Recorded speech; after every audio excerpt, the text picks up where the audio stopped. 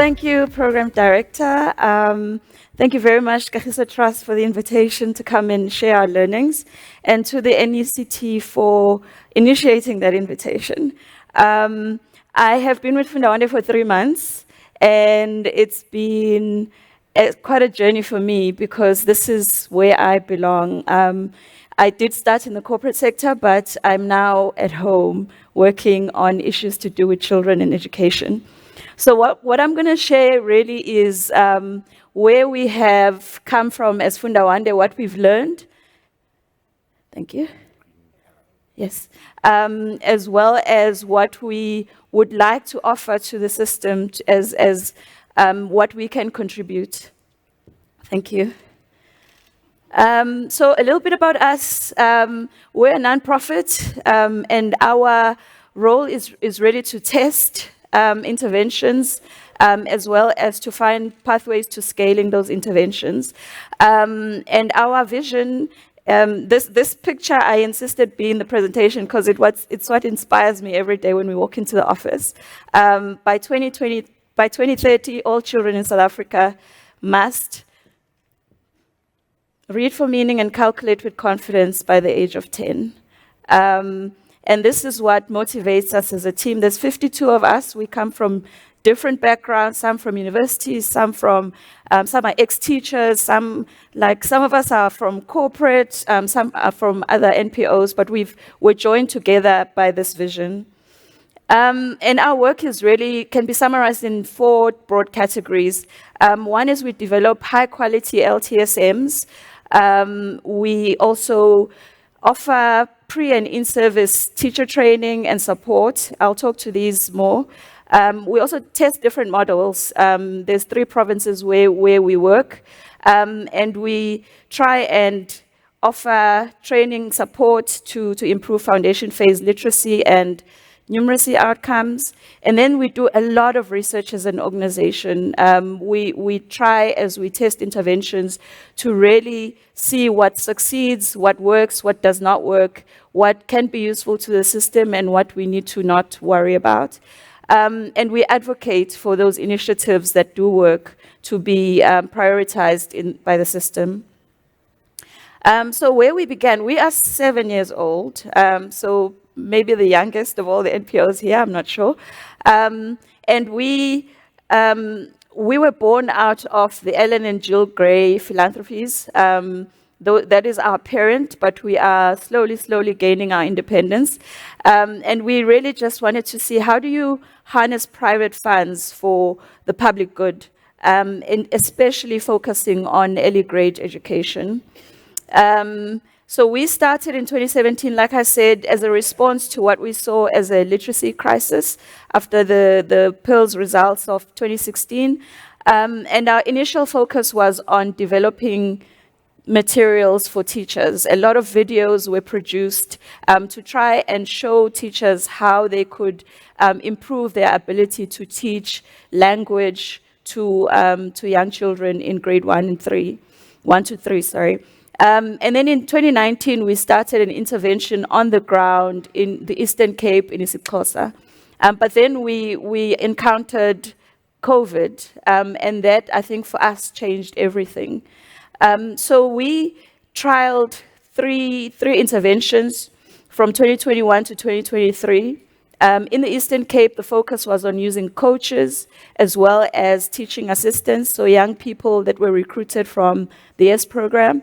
In Limpopo, it was also teaching assistants.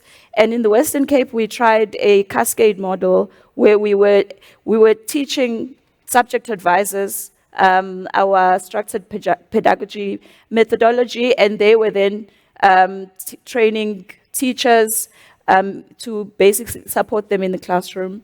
So these were the 3 models that we trialed initially in phase 1. And I'm going to share just one key learning from that, because I guess this is the one that excites me the most, where we recruited a lot of teaching assistants, which were matriculants. Some of them did have university degrees, so unemployed youth, basically. That's the caption. And we took them through a very rigorous recruitment process, training, provided in-classroom support to them and mentorship.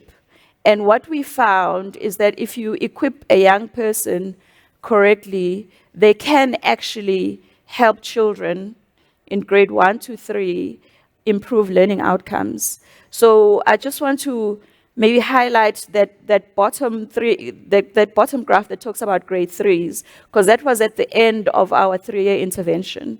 And what we found, if you look at the dark green at the end, is that, so we had 40 control schools where we had no intervention at all. We had 40 schools where we just provided our learning and teaching support materials. And then we had 40 schools where we also provided, in addition to the LTSMs, a teaching assistant in the classroom supporting the teacher. And what we found is that in a control school, only 15% of the children actually got to the baseline of grade level proficiency. So they basically had gotten to the level of a grade 3 learner, the benchmark that is set by DBE, where we just provided training to the teachers and our materials. 25% of those learners reached grade level proficiency. And where we also had a teaching assistant. Remember, this is a young person who's not studying a B.Ed, not trying to be a teacher, but we have trained them, and in terms of our methodology, 32% of the young people in grade 3 actually got to grade level proficiency. So doubling the number of learners that got to the level. However, we still had learners that struggled. Some of them were still at grade 2 level, some at grade 1 level, and some couldn't read at all. So the challenge in our classrooms is that we have learners at different levels, not just in multi-grade schools, but in mostly all schools.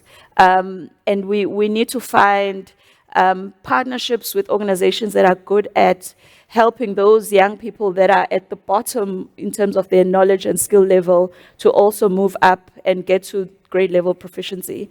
What excites me about this is that young people, what was a youth employment program, actually also became a program where we can help the teacher improve how learners learn and what they are able to achieve by the end of the year. So in phase 2, which is 2024 to 2026, we took the learnings from phase 1 and applied them to our program. So going deeper and going wider. So I'll start with the Western Cape, where we went wider. So the Western Cape currently, we have scaled to all the quintile 1 to 3 schools, which is a different level of learning for us as an organization with 52 people, how to support a province to roll out a program province-wide. And remember, in the Western Cape, it was a cascade model, so we work with the subject advisors mostly, so we're not training the teachers directly ourselves, which is a level of letting go of your beautiful program that you have to learn to do. You have to learn to navigate the procurement process as well, as was just said, in terms of being able to supply the workbooks for the learners, the teacher guides, the anthologies. We also learned what it means to partner with the province in a very real day-to-day way in order to make sure that this rollout succeeds, because we see this as a way that we can then learn ourselves and contribute to the system. How do you partner with the province and how do you manage this rollout?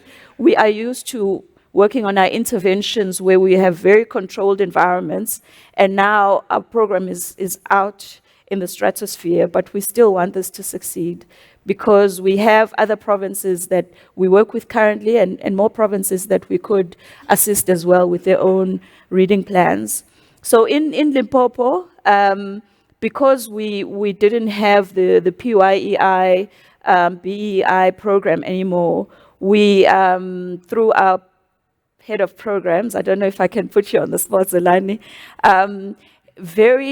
very quickly pivoted to, we still need young people to be in our classrooms and assist the teacher. And we partnered with Tandulwazi, who gives scholarships to UNISA B.Ed students. So we now have young people that are actually studying to become teacher interns in the classrooms. And for us, we already know that TAs, teaching assistants, were impactful. So these teacher interns who are studying BEd, we fully expect them to be as impactful because they're receiving the same sort of training that the TAs received as well. But we're also seeing this as a way of seeing what teacher professional development could look like for a young person that is aspiring to be a teacher. In terms of that practical experience in the classroom with 50 children, how do they navigate that, and how does that contribute to them becoming better teachers once they come out of the other side in their 4-year degree? I'm so very, very excited about this because I think we can really make a contribution to how we train young people to become more impactful teachers, so that by the time they get to that classroom and those challenges that they'll face there, they know how to teach a young person how to read and how to calculate, especially how to read in their own language. So Eastern Cape, we've got also a deeper intervention there because we want to make sure that the teachers that we train, it doesn't just stop there, but they also embrace these new teaching methodologies, and they are able to use the teacher guides in a meaningful way in terms of planning their lessons, in terms of using the teacher guides in the classroom as well as a resource. We're also talking to them in PLCs in terms of how to utilize assessments. So we're using EGRA assessments as a way to motivate teachers to really see that picture of how my learners are doing and what level they are in, and what does that mean in terms of how I can then teach the ones that are left behind or the ones that are ahead. So we're really teaching, helping the teachers to really embrace this and own this, because it's been said a few times that the success of the learner really revolves on how impactful and effective the teacher is, and how motivated they are, and how they really understand and are capacitated in doing their work. So that's a behavioral science approach, basically trying to see what will motivate the teacher to really embrace this program and own it, rather than us pouring into them on a regular basis, but they are actually owning it. So what's come out of our interventions, what we've learned is that coaching is very difficult to scale. So if you remember, we started our phase 1 in the Eastern Cape with coaches, and we still have much fewer coaches, but what they are doing now is trying to embed these behaviors in the system, so that we're not always going to be needing external support, but embedding that in the system itself. In Limpopo, like I said, we've pivoted to using teacher interns in the classroom. And then in the Western Cape, we went from 50 schools where we were doing our intervention to 848 schools where there's now a province-wide rollout. And I think what we need to do with this is do a learning brief or something to really codify what we are learning about how to do that effectively, because I think that would be really useful to the system. So what can Funda Wande offer right now, what we've become really good at, and that we think will be useful to share? We have teacher professional development as one, and I'm glad there's somebody from Rhodes University here today. And I did say I would say nice things about Rhodes.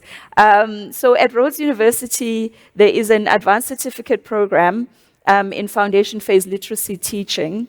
It was started as a collaboration between Funda Wande and the Center for Social Development at Rhodes. It's an accredited program.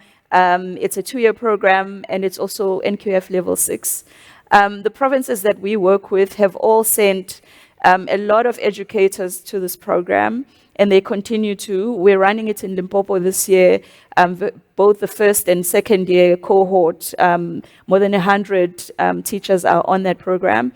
And it basically aims to help teachers learn how to teach African languages to young children in terms of reading. And we started it as an isiXhosa English kind of delivery. So we have a lot of Xhosa videos on the program to really demonstrate to teachers how to, because it's easy to tell somebody to do something, but if they see it and they can engage with it and see, okay, if I do it this way, or if somebody says, no, that's not effective, but you can go and see what is a better way of doing it. So a lot of videos that my colleagues have shot and continue to.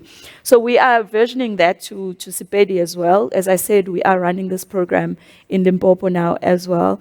And the invitation is really for teachers, for provinces to consider this and send their teachers to it. The provinces that we work with, the 3 provinces, they sponsor the teachers to come to the program because it's part of their reading plan to capacitate the teachers. Our aim with everything we do is to have it in all the different African languages that we have in South Africa. But we are an organization of 50 people, so it takes a while. I mean, it's not, we made a promise to do that, but it's taking a lot longer than we expected that it would. So our hope is that B.Ed programs in all the universities can embrace or adopt some of these modules, maybe in whole, maybe in part, to improve the way we teach new teachers, so initial teacher education. As I speak today, part of our team is at a Dean's Colloquium today, which is lovely because we just thought, today we're really doing our advocacy.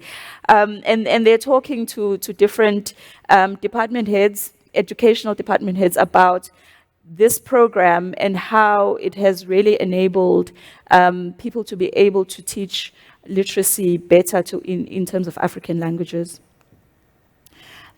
Also, we have a lot of free access online learning tools. We have a Funda Wande Reading and Numeracy Academy, and those are accessible to all teachers, all subject advisors, whoever is interested. The isiXhosa version of the Reading Academy is SACE accredited. It's worth 35 CPD points. We are working to have the Numeracy Academy also accredited right now. And we're also versioning to Sepedi. In the provinces where we have a footprint, those 3 provinces, we also do hybrid teacher training where we are basically using both the online materials as well as face-to-face classes. An example in the Eastern Cape plans to have 15,000 teachers trained by 2027.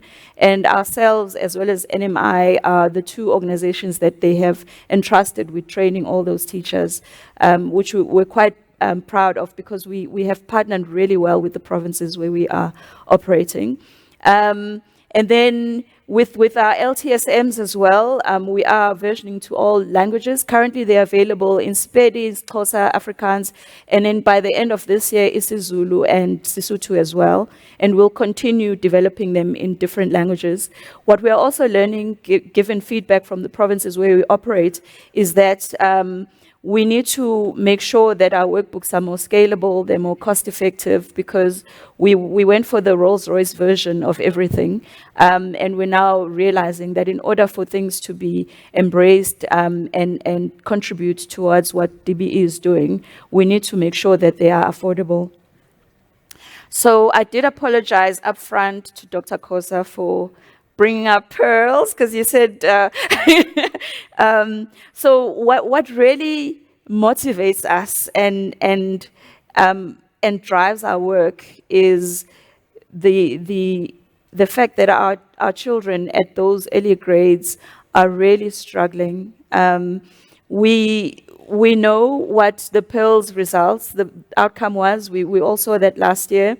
And what I want to highlight about that is that we were on a very good trajectory until COVID hit us, and it set us back 10 years. If you look at 2021, 81% of our learners in grade 4 not being able to read for meaning in their own language, that took us back to 2011. So when we talk about catch-up programs, we're almost going to be permanently at catch-up mode until this problem goes away. It's not been a quick fix. Like I showed you, that Limpopo result is that there were still quite a few children that were still left behind, even though we doubled the number that got there. Inequalities deepened because of COVID. Young people that actually cannot read, that number doubled because in this 2021 study. We also saw that African language children lost out the most. I'm sure everybody's seen this slide, this graph at some point in time, that it was, Afrikaans and English learners didn't really, first language learners didn't really suffer because of COVID, but all our African language students did suffer. So for me, this is really a call for collaboration, because we have found the things that we are good at, that we believe we can partner with provinces, with national, with districts to address. But there's a lot more that needs to be done. And I'm glad that the word collaboration came out, especially at my table there, because for us, this is really what we would like to offer is we believe we have something to add to the conversation, and we are ready to do that.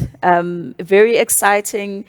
Our vision was born out of the NDP, if you want to put it that way as well, because it's very similar. Even though we are close to 2030, we believe we can get there, and we're happy that we are here to be able to make that contribution. So thank you very much.